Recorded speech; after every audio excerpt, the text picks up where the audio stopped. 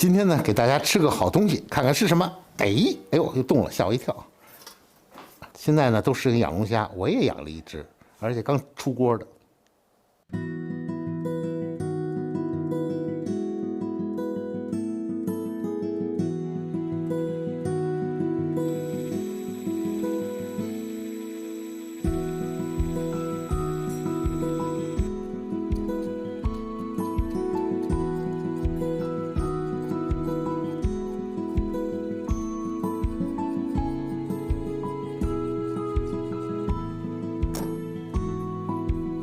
这个在杀的时候啊，然后我发现一个问题，这以后也是我长经验的。其实，到最早我分这节儿的时候，它这节儿是一样的。你看，这个宽度和底下的宽度基本是一样的，差一点点有限啊。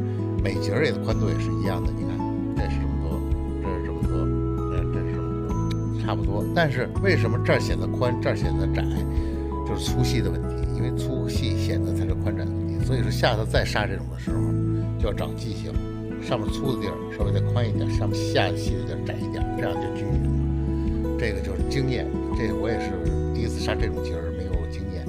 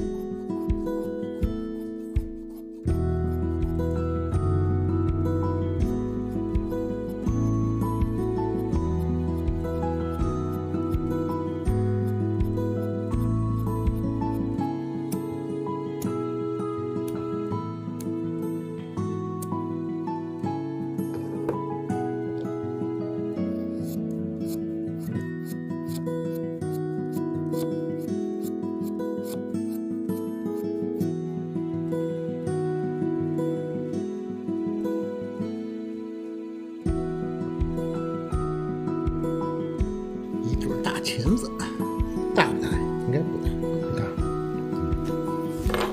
更大点更好。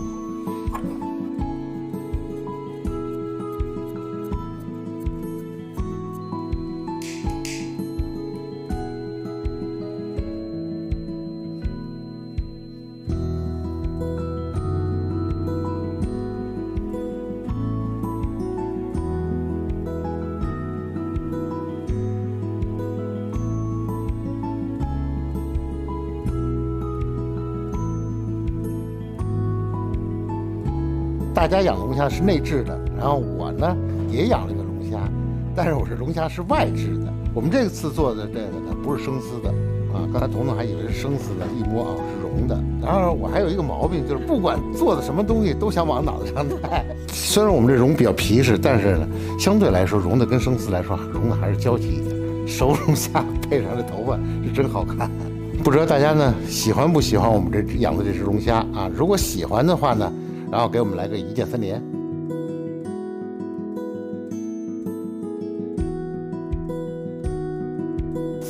我这也是发达了，省级的工美大师给我当造型师用。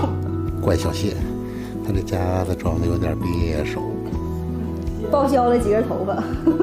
报销几根头，因为他没给我留镊，确实是够上。他没给我装镊子地儿。